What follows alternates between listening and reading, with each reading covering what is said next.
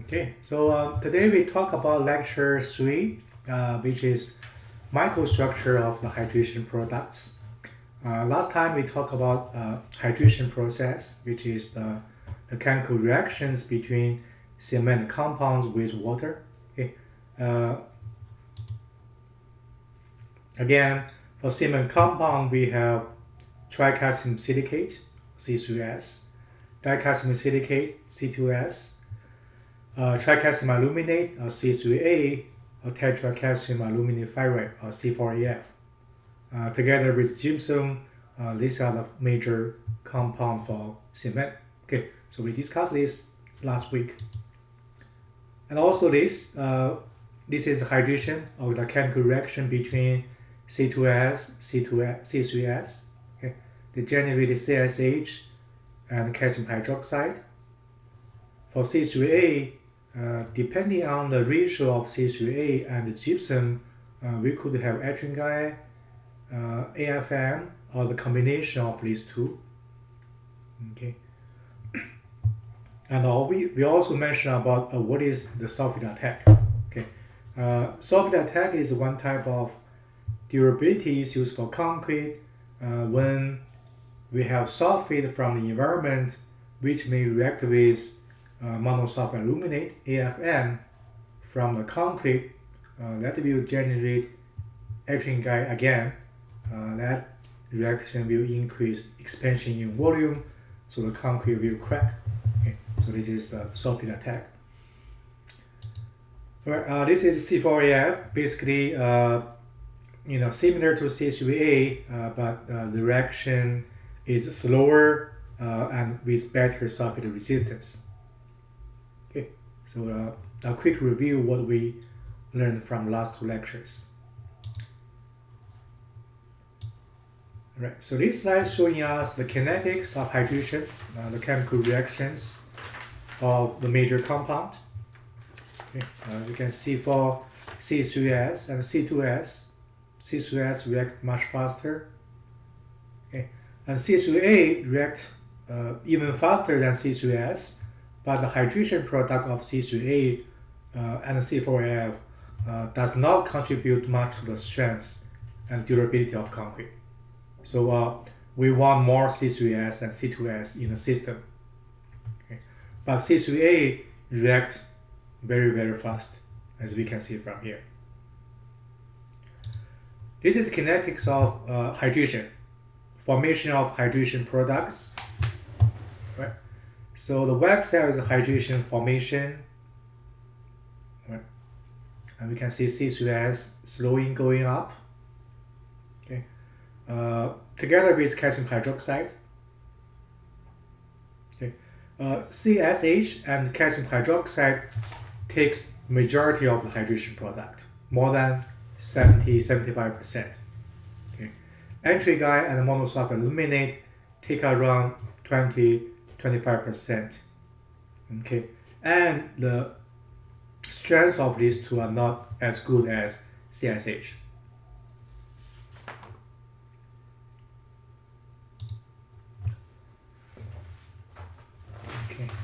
So here is the conceptual view of hydration. So initially, let's say we have the Portland cement green, the black color, which is unhydrated cement clinker. Water is, the transparent, which is between the cement particles. And the strip color pattern is the hydration product. We just use CSH to simplify them. Okay. The CSH will precipitate on the surface of cement grain, as we can see from here. And when they touch each other, the concrete will form a skeleton. Okay, and the strength will be higher and higher, depending on the water to cement ratio, which is W/C. W is for water, C is for cement or cementitious materials. So that is amount of cement plus flash plus slag. So we call this cementitious materials. So W/C is a very important factor. Actually, is the most important factors controlling the strength of concrete. Okay. So let's say we have a water cement ratio larger than a certain value, 0.32, more than that. After 100% hydration, which means all the cement will be fully reacted. So no black, no Portland cement green. So that's the ideal situation. So we have all the hydration product plus remaining water. So we have some water remained. And that water will evaporate to the air because the concrete is pretty porous in general, although you cannot see that with your naked eye, but concrete has small pores, so this water will slowly evaporate to the air, so we have the pores in concrete. If the water cement ratio is small enough, then we have all the water consumed. Again, we have hydration product, and we have some unhydrated cement left. Okay, for typical Portland cement, for complete hydration, we need 1 gram of PC, which is Portland cement. So 1 gram of PC requires about 0.32 plus minus gram of water. Okay, so if we translate the mass into volume, the density of Portland cement is around 0.1 gram per cubic centimeter. Okay, so if you translate the volume, the mass into volume, we'll see we have equal volume of PC require equal volume of water. So 1 gram of cement and 0.32 gram of water will fully react each other. So we call that equal volume concept. So water to cement ratio has strong effect on what are the end products and also the strength as well as concrete durability. Next, let's look at this microstructure of hydration product. The number one, the most important one is CSH. Okay. Calcium silicate hydrate, or CSH. There's no well-defined crystalline structure for CSH. Okay. Sometimes we also call that gel. Okay. It's similar to topomorite, which is the natural occurring mineral, as we can see on the picture on the right, lower right. Okay. Take about 50% to 70% of the total solid hydration product. The ratio of calcium oxide and silica oxide is between 1.5 to 2, depending on many factors. Okay. And the strength of CSH is the strongest hydration product. Okay. The more CSH generated in the system, the better for the strength. We have higher strength and we have also better durability. Okay, the more CSH, the better.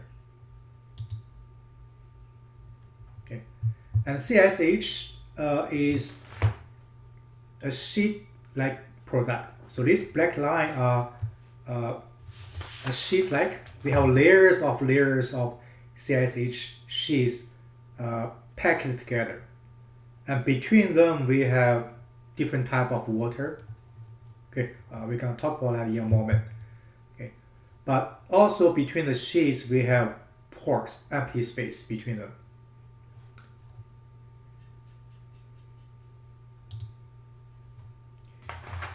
And this one is the backscatter, SEM.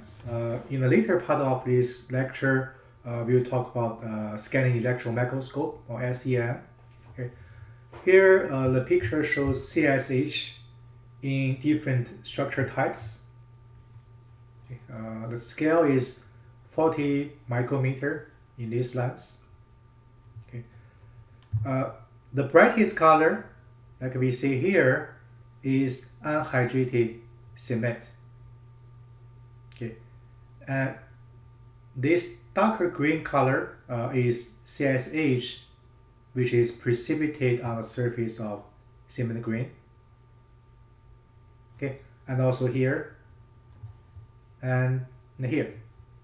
Okay, the black color here is voids or empty space. Okay. We also have some CS calcium hydroxide, which we'll show you in details in future slides. Right. So let's look at CSH. So CSH has different types, okay, depending on the shape, or we call that morphology. Okay. So the CSH surround hydrated cement grains or clinker. Okay, is formed by topotactic reaction where the pore solution penetrates the clinker grain and convert C2S and C2S to CSH right on inside you, which is right there. Okay, and also we have calcium hydroxide. This is one of the product of the reaction between C3S and water. Okay, the calcium hydroxide will pass into the solution, the water, okay, and deposit everywhere as well. So whenever we have empty space, we're gonna see calcium hydroxide. Okay, we're gonna see that in a moment. And the first type is called shrinking core type. We call it shrinking core model.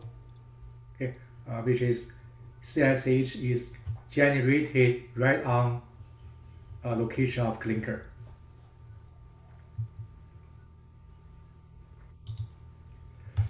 The second type is called headed green type.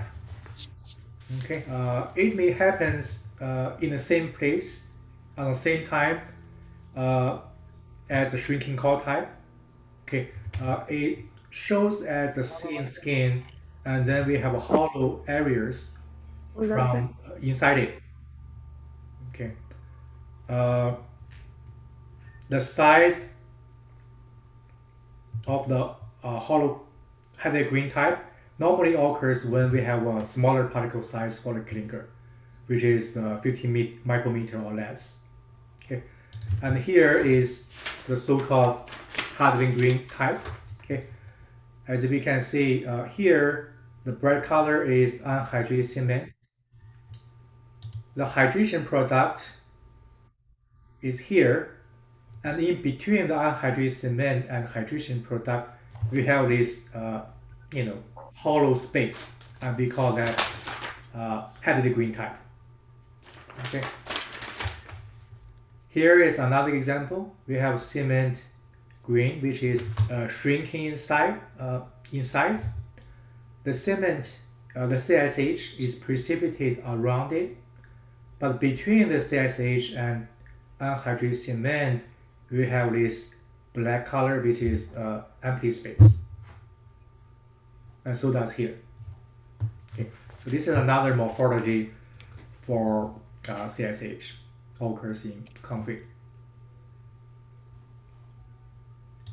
The third type is called outer space or ground mass type. Okay, this is CSH precipitate in between the cement particles, as well as calcium hydroxide. Okay, we also call that ground mass. Okay, it's pretty much porous, has a lot of pores, together with calcium hydroxide and CSH. Okay, some other hydration products including ethylene guide, monosulfide aluminate, unhydrated cement is also blended in the ground mass area, together with flash and silicon film as well. Okay. Okay. The morphology of CSH in the ground mass is pretty much different from the shrinking core type and headed green type, but the chemical composition of the three types are pretty much the same. Okay. And here is a picture of the outer product of the ground mass type. So again, this is a cement green. This is unhydrated cement. This is hydrated CSH precipitate on the surface. This is another green, cement green, and this is I think is the air voids And in between the cement grains, we have empty space. And we have the ground mass, which include CSH, calcium hydroxide, ethylene monosulfide aluminate, and flash, and so on. Okay, so the areas between the cement grain, we call that ground mass. And in the ground mass, we have ground mass type CSH. Okay, the round particles is flash. Okay, the flash is also called coal ash. It's a byproduct of the coal burning process. Okay.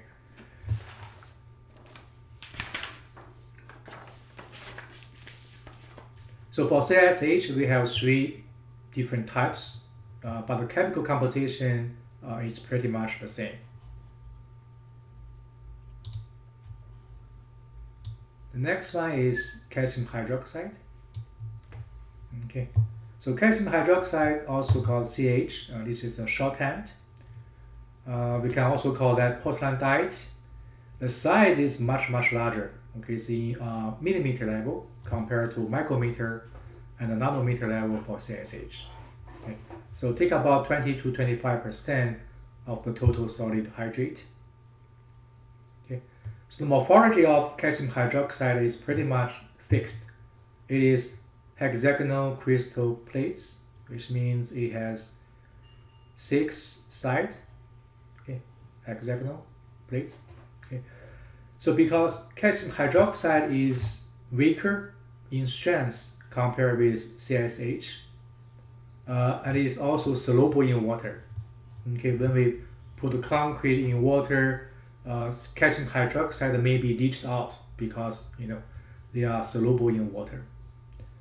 And because of this, it has adverse effect on durability. Okay, pozzolanic reaction, which is discussed last time, will transfer calcium hydroxide into CSH. That's why pozzolans are very good. They make stronger concrete and also make the concrete more durable because they transfer calcium hydroxide into CSH. Okay.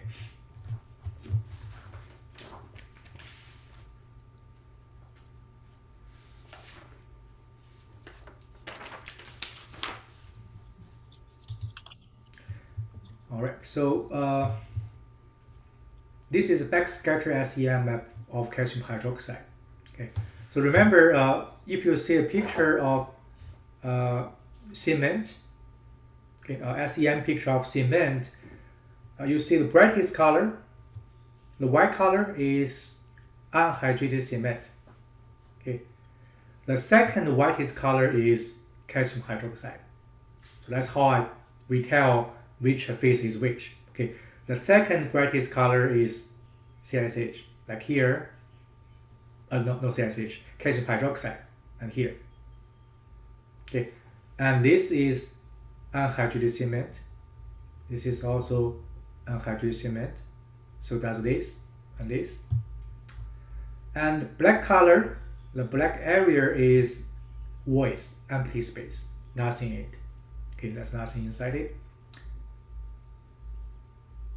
Okay.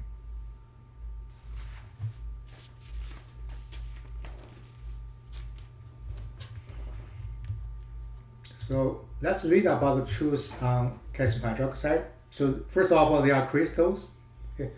The size from tens of micrometer to several millimeter. Okay. Much larger compared with CSH. Okay. So calcium hydroxide deposits, they call that fitted into out space between earlier deposit. Okay, because calcium hydroxide generated from the pore solution. So whenever we have empty space, then calcium hydroxide tend to fill that void, fill that space. Okay.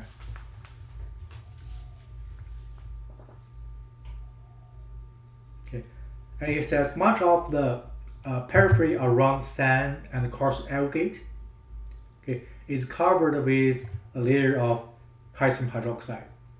So that perimeter, that periphery around sand and coarse aggregate has the name for that. We call that interfacial transition zone or ITZ zone. Okay, so that zone is typically a weak point for concrete. Okay, one of the reasons is because we have a lot of calcium hydroxide in that boundary between aggregate and cement paste. Okay, the reason we see a lot of calcium hydroxide in there is because they tend to have empty space around the aggregate, and that's why we see calcium hydroxide grow in that area.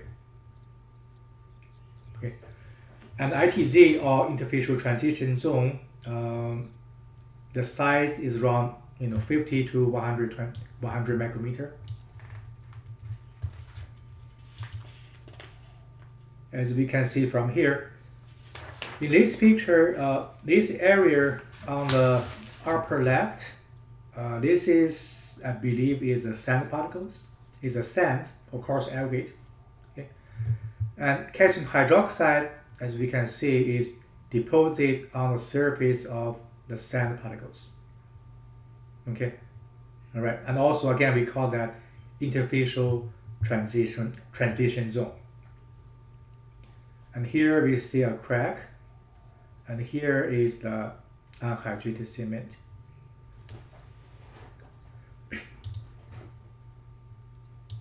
This is calcium hydroxide within cement paste. Okay, so this is calcium hydroxide between the cement particles. Okay, here and here. This is again aggregate, and we can see on the surface of the aggregate we see a lot of black color. The black color again is empty space. Okay, that indicates the ITZ tend to be weaker compared to other part of the concrete. Okay, this is one of the reasons. Okay, so very clearly we can see for unhydrated cement, the white color, the outside layers is CSH, and then we can see the ground mass between the cement particles together with calcium hydroxide. Okay.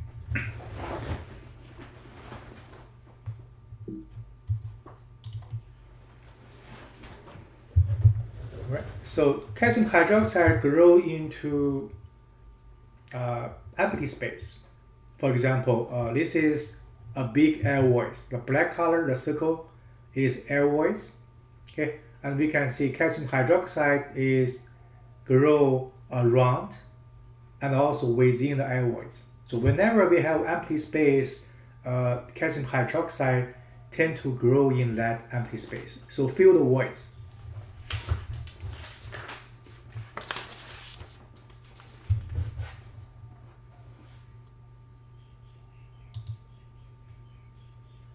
So that's the second one, calcium hydroxide. The first one is CSH.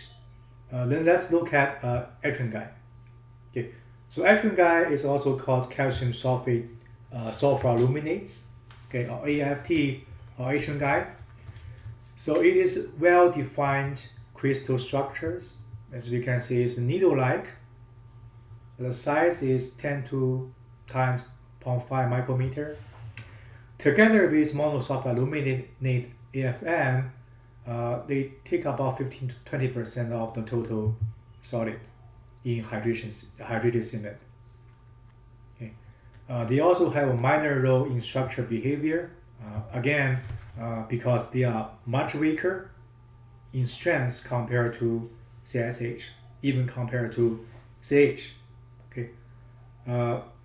If we take the cross section of the needle, we can see the hexaxyl plate crystal, but the aspect ratio, which is the ratio between the length and the diameter, is very large. Okay, that's why we see a needle-like shape. Okay, so that is ethylene. Sulfate attack is the formation of ethylene after concrete hardens, because the formation of this, the ethylene will cause increase in solid volume. Concrete is very weak under tension. If after concrete hardens and we have expansion in solid volume by this etching guy, then the concrete may crack, and we call that soft feed attack. Okay.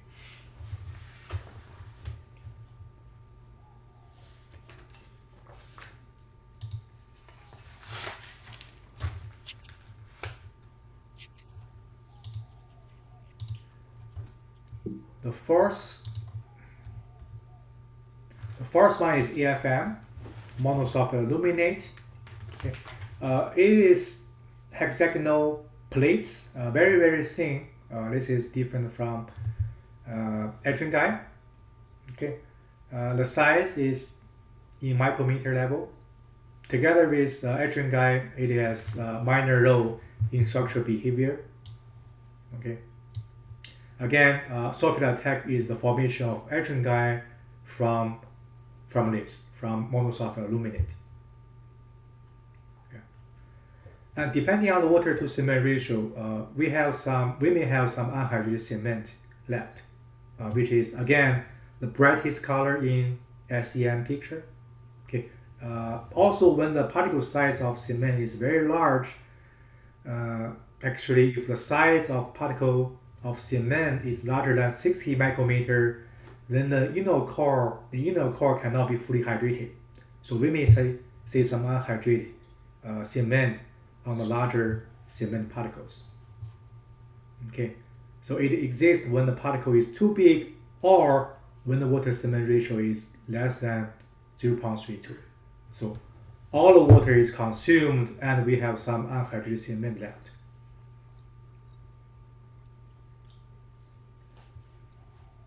Okay, so don't forget that we may have some unhydrated clinker. The strength of unhydrated clinker is pretty strong. Okay, it's stronger than calcium hydroxide, stronger than etching guy and monosulfide aluminate. Okay, so when we have some unhydrated cement left, that's not bad thing. That's good. Okay, so that's one of the reasons why when we reduce the water to cement ratio, the strength of the concrete is increased. Okay, because all the water is consumed, we have hydration product plus some of this unhydrated clinker, which is also very strong.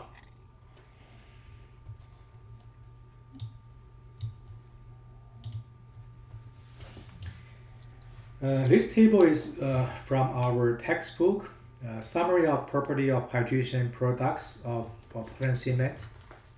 Okay. So showing us CSH, calcium hydroxide. So the specific gravity of these materials, crystalline linearity, morphology. Okay, for example, CSH is gel-like and resolved morphology. Calcium hydroxide is much well-defined crystal structures. Okay, the size and how we can see them resolved by. So SEM is for scanning electron microscope. Okay, TEM is for transmission electron microscope. OM is for optical microscope. Okay, we can use a different type of microscope to see this. Okay. Any questions? Okay.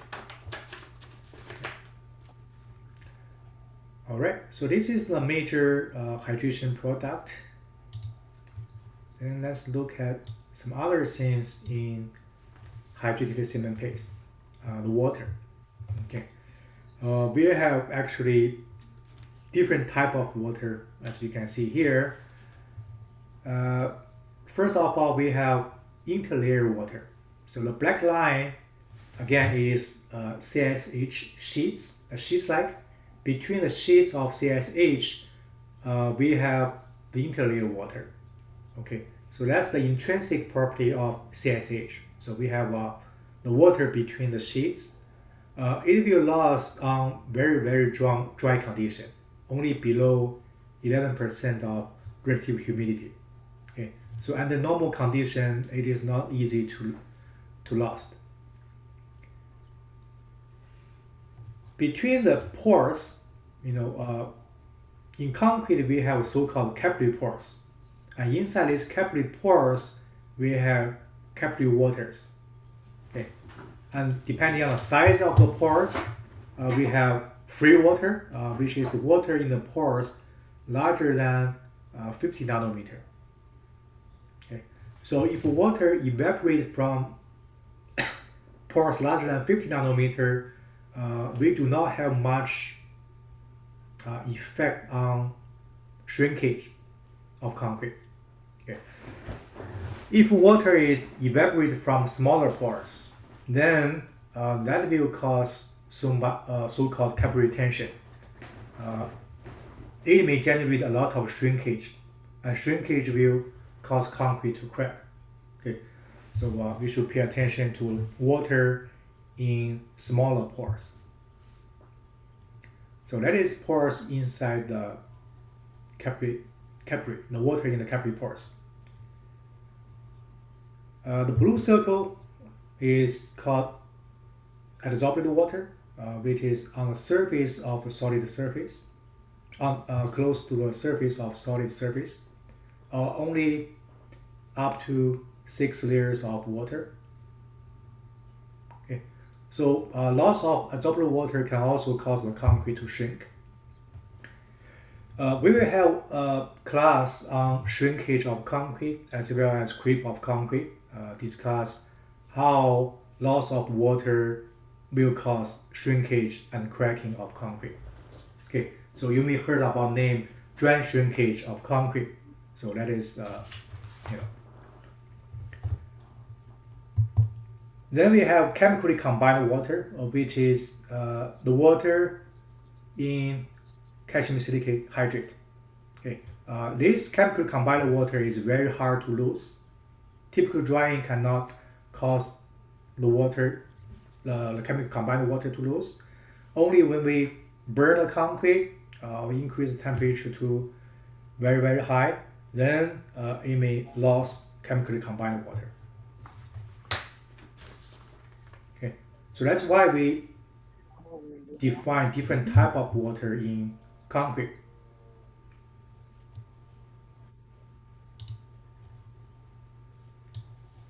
We also have different type of voids in concrete. Okay. So questions? Mm-hmm. I heard somebody talking. Do you have questions? So you'll title it whatever the submittal number is, 1, 2, 3, and then the name, right? Mm-hmm. And then you're done. Yep. So you save it, and then when you go into, I don't think they're talking to submittal, us, Professor. Okay. You don't talk to me. All right. Let's continue. So we have different type of voids in concrete, from small to large. We have the interlayer space in CSH. We also call that geo voids, which is very, very small in nanometer level. Okay, so the geo voids is the intrinsic property for CSH. So that does not affect the strength of concrete too much. The capillary voids is also called porosity. So that is controlled by water to cement ratio. How much water to how much cement in the system. Okay. So the more capillary voids, the higher the porosity. Then it will reduce the strength as well as the permeability of concrete. So generally speaking, the higher the porosity, the strength will be lower, the durability of concrete will also be lower. So that's a bad thing for concrete. And also water loss from the capillary pores may cause shrinkage of concrete. So the black color is the capillary voids or capillary porosity. Okay. And also we have large air voids. Okay, so we have two types of air voids. Entrapped air, which is caused by incomplete compaction. If you make concrete before, when we pour the concrete in the molds, we need to consolidate the concrete. The reason is to get rid of the large air bubbles. Okay, Entrapped air is these air bubbles trapped inside the concrete, so which is not good. Okay, the size of entrapped air is pretty large, in millimeter level. We also have so-called entrained air, which is much smaller compared to entrapped air. So entrained air is put in concrete on purpose. Okay, the reason for that is because we need to, for example, in winter condition, if the concrete freezes, the water in concrete may expand, because when water becomes ice, the volume will expand. The concrete may crack because of this. When we introduce entrained air, which is empty tiny air bubbles in concrete, that expansion in volume may get inside the entrained air, so the tensile stress will be released. So the concrete will have less cracking due to this freezing. Okay, so that's one of the reasons we put entrained air for concrete. So entrained air is put in concrete on purpose using air entraining admixtures. This is one type of chemical admixtures we could use for concrete.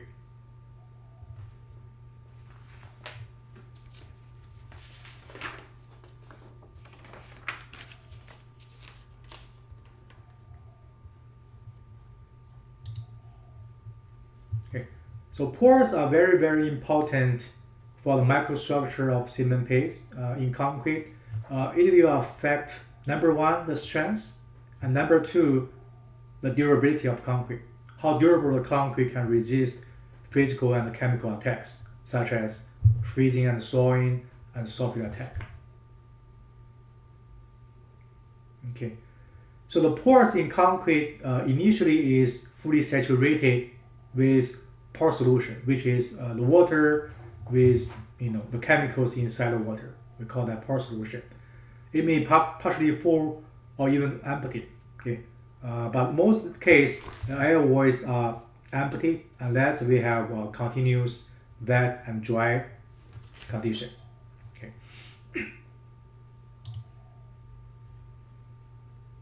And we just discussed for the hardly green CSH, we also have some voids between the unhydrated cement and the hydrated hydration product CSH. Okay. This is also voids. Again, the blackest color, the darkest color is empty space, all the voids. Okay.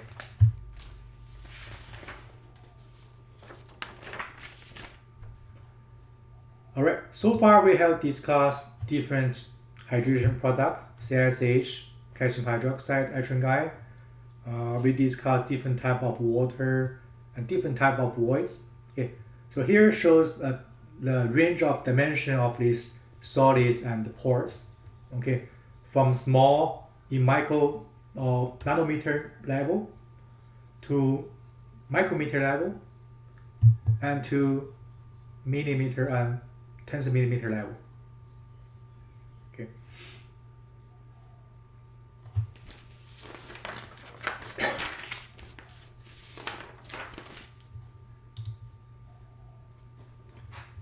So this table is also from our textbook, showing us the capillary pores, depending on the size, less than 50 nanometer and larger than 50 nanometer. They have different names and they have different effect on shrinkage behavior of concrete. And also they have geopores, which is in nanometer level. They have also different name on it. Okay, for example, we have micropores, medium capillary pores, or large mesopores, small mesopores. This is how the role of water in these different type of pores behave.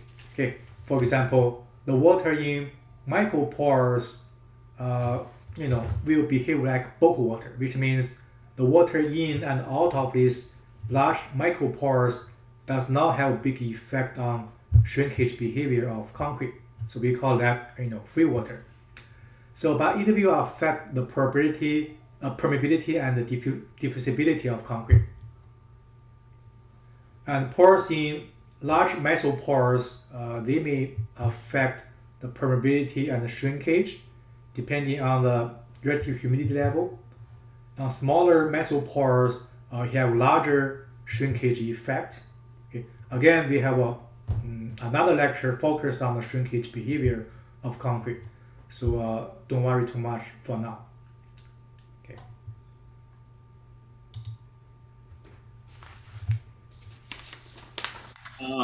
That 80% on the last slide is what percentage of what?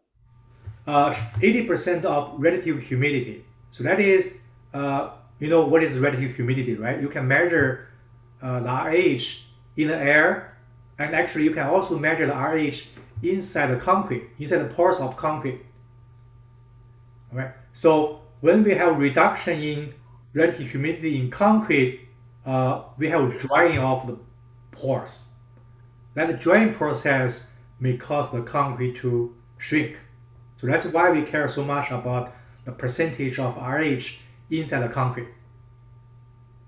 Okay, so RH is for relative humidity inside the concrete. So we assume like when we pour concrete, it's 100%, and then. Yeah, when we pour the fresh concrete, it's all wet, right? It's always 100%. But you know, when the water is consumed by hydration, you know, we have less water. So the pores inside the concrete will be slowly dries out. If you measure the RH inside the pores in concrete, you can monitor the reduction in RH. Okay, yeah, but initially it is 100%.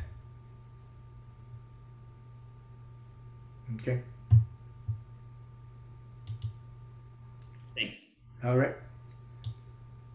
Okay, so then let's look at how the volume of different product changed over time. Okay, so let's do a virtual experiment. Let's say we have 100 cubic centimeter of cement, and we have water cement ratio of 0.63. Okay, and then we can easily calculate the volume of water. Okay, based on the volume of cement. Okay, and the density of cement around 2.14 gram per cc, and density of water is 1 gram per cc. Okay, so the volume of water is 200 cc. So initially we have 200 cc volume of water plus 100 cc of cement. Okay, and let's see after day 7 we have 50% of hydration, which means 50% of the cement is reacted with water. Okay, so we see we have less amount of blue, which is unhydrated cement. We have less water because part of water is reacted with cement, and we have more green, the hydration product. Okay, let's see for after 28 days we have 75% of cement reacted, and after 1 year we have all the cement reacted. Then what do we have? We have hydration product and then have capillary pores. Okay. However, I should mention the capillary pores is not only on top of the cylinder. Okay, it is evenly distributed within the hydration product. So that's why I put a note here. The total external volume will not change. Okay, so do not confuse. They say the total volume will change from this to this, but remember the total volume will be almost 300 cc constant. We may have some small reduction in volume, but not very much at all. Okay, the pores is evenly generated within the cement paste.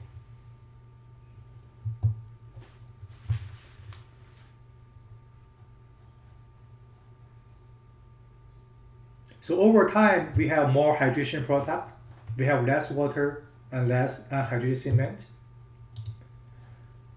But depending on the water to cement ratio, we may have different combinations. So let's say we have 100 cc of cement with 100% of hydration. All right, and depending on the water to cement ratio. Okay, so all the cement is fully hydrated. So when the water cement ratio is 0.7, okay, the total volume is 320 cc. Okay, but the pores, the volume percentage of the pores is 37%. Okay, which means within that 320 hydrated cement paste, 37% by volume is empty space. Okay, if the water cement ratio is 0.32, then we have the volume of 200, but we have 0 capillary pores almost. Okay, so by intuition, which one is stronger? Is cement paste was with 0.7 water cement ratio stronger, or with 0.32 water cement ratio stronger? So obviously, the smaller the empty space, the concrete will be stronger. So you're right. The smaller the water cement ratio, the concrete will be stronger because it has lower porosity. So porosity is defined as the volume of the pores over the total volume of cement paste. Okay, so lower porosity caused by lower water cement ratio, we have greater strength. Okay, as we can see from here, increased water to cement ratio, we have reduction in strength. Okay.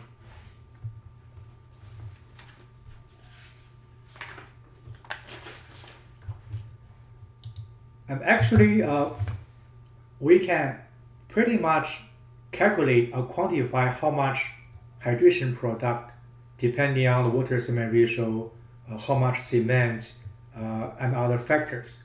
So in the textbook, okay, showing us the equation and the sample of calculation of the volume change for different products. Okay, so if you have textbook in hand, you can start reading that. Okay.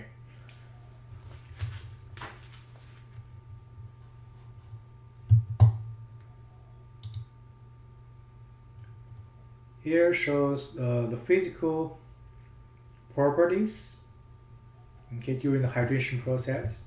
Okay.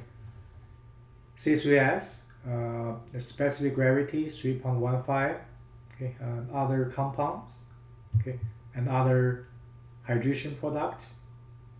Okay, this is a molar volume. Okay, the compound's name. This is the initial compound and also the hydration products, the specific gravity, and so on.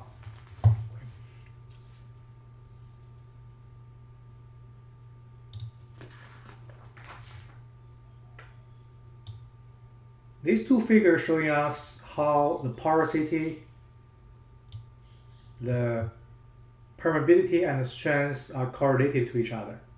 Okay. So the picture on the left, okay, so here shows the x-axis is the solid to space ratio, which is equal to 1 minus P. P is the porosity. Again, porosity is the volume, the ratio of volume of the pores over the total volume of concrete. Okay, and the blue line is the strength. As you can see, if we decrease the solid to space ratio or increase porosity, the strength will go down. Okay, the red line is the permeability. Okay, we decrease the solid to space ratio, the permeability will increase. Okay, for typical concrete, the porosity range is about 0.3 to 0.45. Okay. The picture on the right is showing us the XL is the capillary porosity. Okay. So the YXL is the water to cement ratio, and different lines indicate different degree of hydration. So 100% means all the cement is fully hydrated. So 50% means 50% of cement is fully reacted. Okay. So let's see for the same water cement ratio, 0.5. When we have higher degree of hydration, the porosity will be lower, right? So that makes sense because higher degree of hydration, we have more hydration product. So we have smaller amount of porosity. Okay.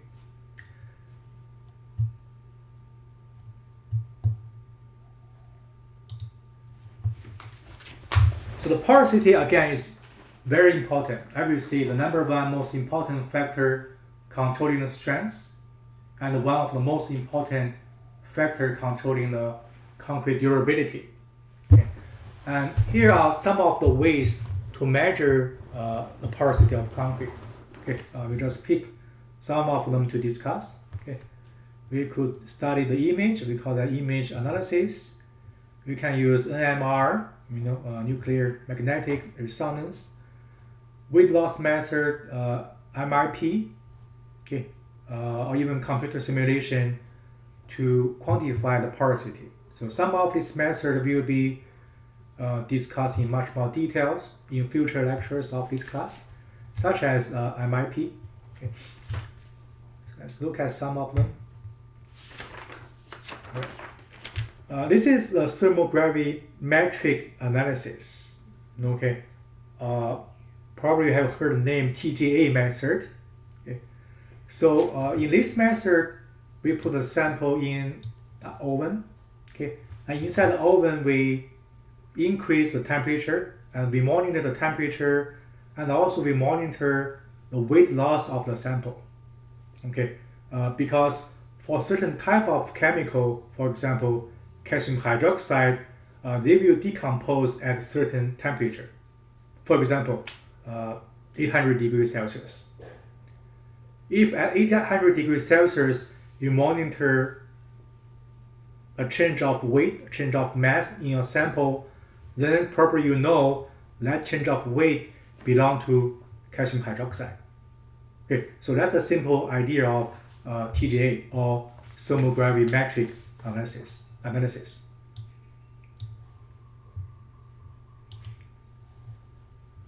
All right, MIP or mercury intrusion porosimetry we'll discuss in much more details in future lectures.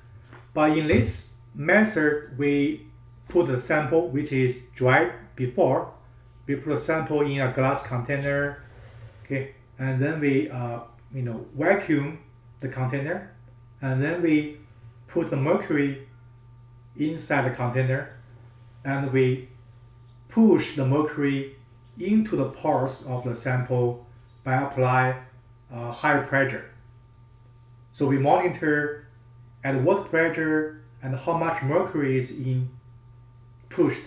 intruded inside the sample, and based on that we can have an idea of what is the porosity of the sample and even the pore size distribution of the sample, because there's a correlation between the pore size and also how much pressure we apply on the mercury.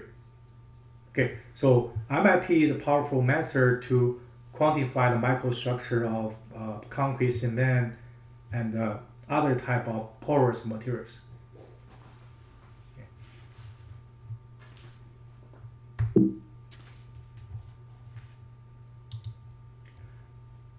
All right.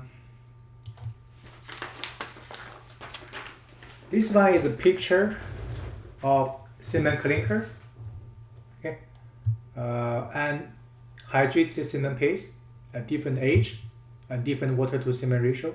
Okay, based on the color, as we just discussed, the brightest color is unhydrated cement. The second brightest is calcium hydroxide. The blackest color is empty space. So we can count the areas for each phase. So based on that, we can estimate the percentage, for example, the percentage of pores. Okay. And this is clinker. So in the lecture number 1, we discuss different compound has different shape and color. The round shape, bright color is C2S, and C3S is the darker color angular shape. And the areas between the C2S and the C3S is combination of C3A and C4AF. So we call that liquid phase. So we can also count areas for example, C2S, and we can estimate the percentage for that compound. Okay, so we call image analysis method.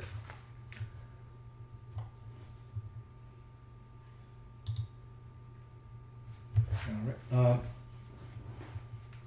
So moments earlier we talked about ITZ, or interfacial transition zone. That is the boundary between aggregate and the cement paste. So here are some of the details about ITZ. Okay, including the size of the ITZ, and also typically ITZ could be more porous because they tend to have more space, and also calcium hydroxide tend to precipitate on the ITZ area. Okay, so that's one of the reasons why we see the ITZ is a weaker part in concrete. Okay, like here, this is the aggregate. This is the cement paste, the ground mass, and the ITZ is the boundary between the cement and the aggregate. Okay, we may see more pores, the black color on ITZ, and more calcium hydroxide. Okay.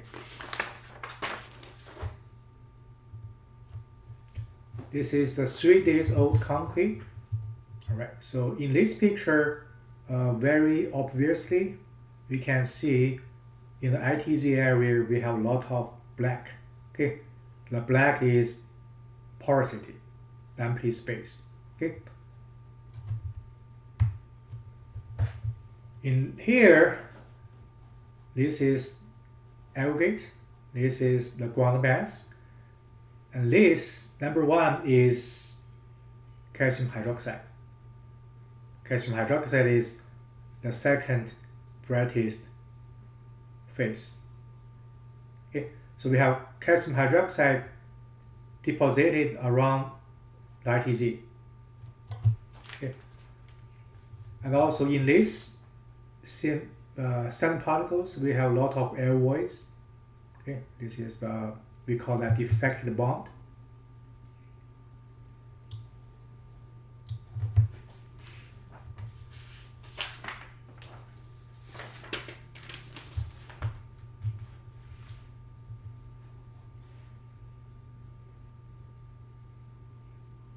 Right. So that's the ITZ. So not always we can see a clear-cut ITZ. That is for several reasons. Okay. So the porous zone near aggregate exists in young concrete. Okay, because at a young age we have a lot of pores. Okay. This is due to a so-called preferential exclusion of larger clinker particles. Okay, so what does that mean? Okay, let me share my iPad with you.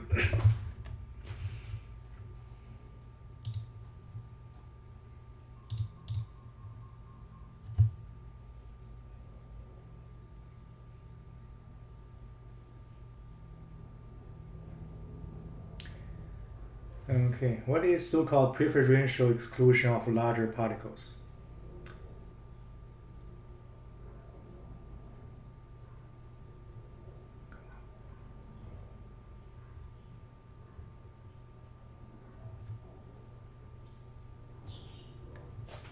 All right.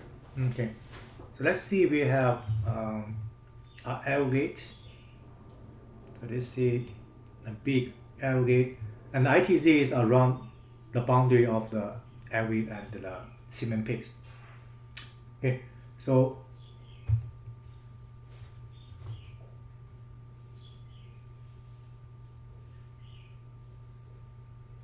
this is cement particles.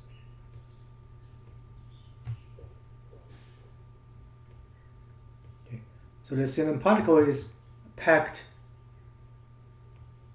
to the solid surface.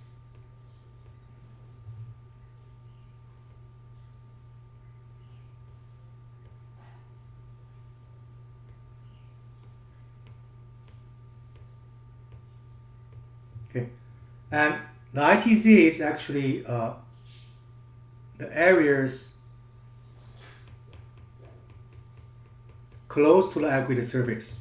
Okay, so because the aggregate size is much larger compared to the diameter of the cement particles, so that means between the cement particles and the aggregate we have more space. Okay, and we call that a wall effect.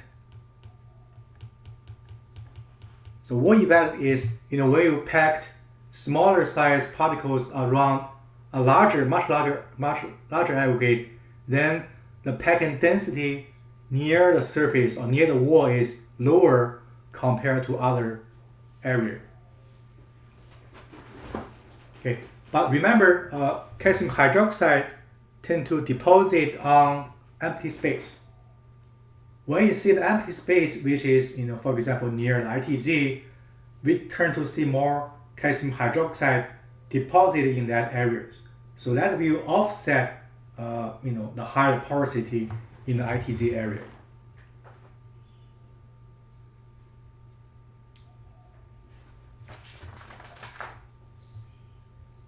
And because of that, here is the example of analyze the percentage of CSH in ITZ area, which is around 0 to 30 micrometer, and outside ITZ, people may not see a big difference in percentage of CSH in the ITZ and outside ITZ.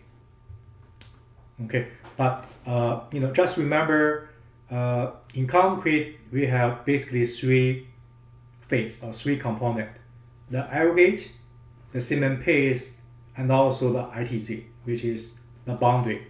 The ITZ could be different from the paste and could be similar compared with the paste. Okay, depending on many factors. All right, let's see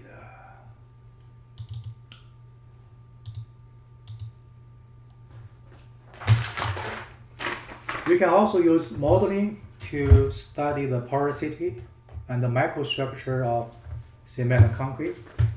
Okay. So this is the so-called Delft model. So that's developed by University of Delft, which is in Holland, I believe. Okay. So that's the open source software. You can input mixed design such as water to cement ratio, what's the percentage of flash, and type of cement, I believe, and it can generate degree of hydration as a function of time. Okay, so this is the cement. The red color is the hydration product. You can see the hydration product precipitate on the surface of cement. The yellow is water.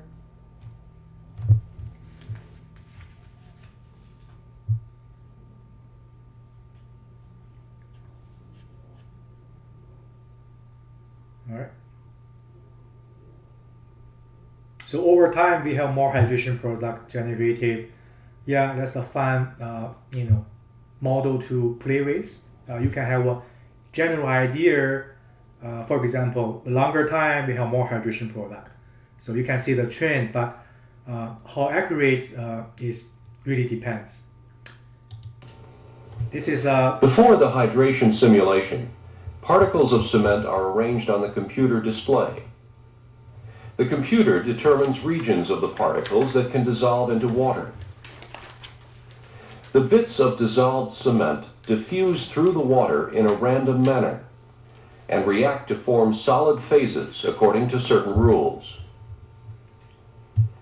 After a cycle of dissolution, diffusion, and precipitation is complete, the computer proceeds with another cycle. As this process repeats again and again, the microstructure develops, building bridges between particles that provide strength to the material. Computer simulation has proved valuable because it allows researchers to test conditions and make measurements that are difficult to achieve in real life. At the end of the hydration simulation, the structure of the hardened cement paste is very similar to that observed under the microscope. Okay, so this is another model developed by NIST, which is National Institute of Standard and Testing. This is the federal agency based in Washington, D.C. Okay, they have another concrete models for the public. Okay. So we have many other ways to study the microstructure, including the porosity, including simulation models, MIP, image analysis, and so on.